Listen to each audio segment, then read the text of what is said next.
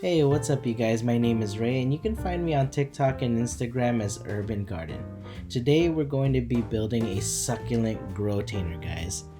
Materials for this project include 2x4 wood, 3/8 inch staples, 2.5 inch deck screws, weed guard, and 1/2 inch metal fabric.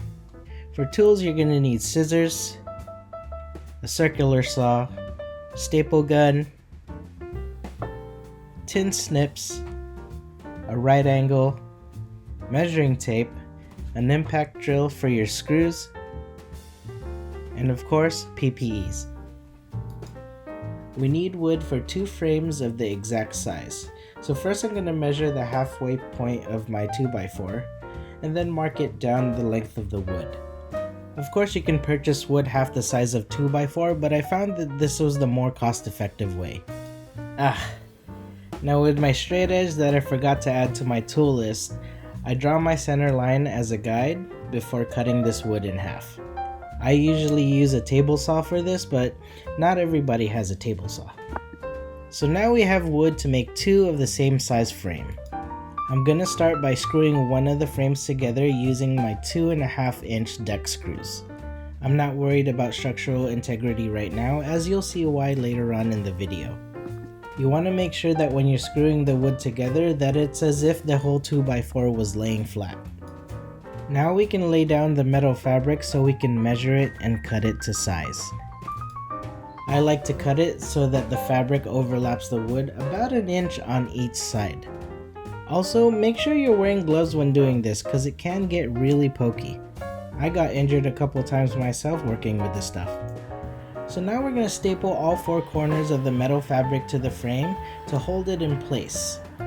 Once we get it into position, we're going to staple down all the sides, and I like to keep my staples about 2 to 3 inches apart. Okay, we are now going to build the second frame on top of the first.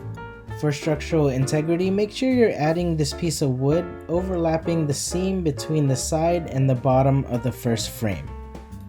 Then we're going to screw this piece of wood down onto the first frame. You'll want to pay attention to this because building the second frame is definitely different from building the first. Now I'm screwing down the left side just as I did the right. Mind you, this is the back of the whole display. I found that because of the different orientation of the wood in the back, you're probably going to have to resize or shorten the length of the piece of wood on the bottom. And that's what I'm doing right here. I measured that piece of wood so I could shorten it by cutting it, and it will fit at the bottom of the frame where I can screw it in. Alright, so let's get to the weed guard. This will be the soils retainer at the back of the display. I cut enough so that I can fold it over to double it up and it will fit over the entire frame. I chose this because this is what I have, but you can also use something like felt or another heavy duty fabric. Alright, so now I'm going to take that last piece of wood and center it under the folded side of my weed guard. If you're wondering why I'm not using plywood in the back, that's because the weed guard actually flexes out like a plastic bag, allowing this display to hold more soil. Now I'm stapling the weed guard to that last piece of wood with staples about 2 inches apart. Now returning to the back of our display, I'm going to add the fabric and the last piece of wood on top of the second frame. This way the weed guard lays flat on top of the display, and you can kind of see what's happening here. We basically created a pocket of space, 1.5 inch cavity between the metal fabric and the weed guard. You can also see why I'm screwing this on top of the second frame, because now I have an opening where I can insert the soil. Alright, so we are almost finished building, guys, so I'm going to fold the weed guard over on the right side and we're going to staple it down. And for this I like to keep my staples closer together because I don't want the soil filtering out of the sides, so I keep them about 1 inch apart. I do the same to the right side and trim the excess off of both sides. Then I fold the bottom side up and staple that down as well. Finally, we trim the excess off the bottom side too. Look at that, guys. The finished build of my succulent Growtainer. This is the next phase of the project. Let's fill this thing up with soil and get some succulents on there.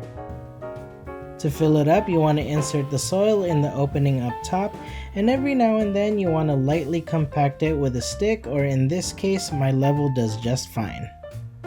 Once again, fill it with soil and lightly compact. You're going to do this several times until you fill it up all the way to the top. So after filling your Growtainer up with soil, it's time to put some succulents in. And if you have larger succulents, you could cut a hole into the metal fabric so that the root system will fit through the hole. When creating a succulent display, I usually like to add a large, beautiful succulent in the middle to be the focal point. You saw me use my dibbler to poke a hole into the soil, and now I'm inserting my plant into that soil. Take note that you do not want a hole too big, otherwise once you get this display on the wall, your plants might end up falling out on you.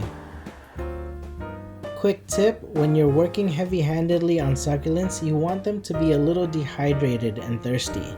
That's because a fully hydrated succulent tends to be a little more brittle and the leaves break off so easy.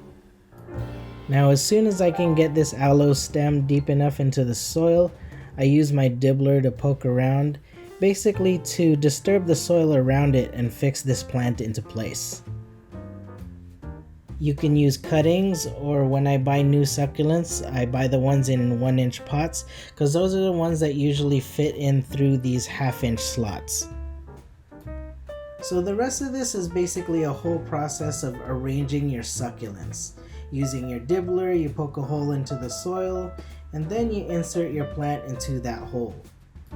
Personally, I love to diversify every square inch of my displays. It's just so beautiful looking at so many different succulents all at once. Hey, if you made it through the whole video, thank you guys so much for watching. Again, you can follow me on TikTok and Instagram under Urban Garden, and make sure you like and subscribe for more videos.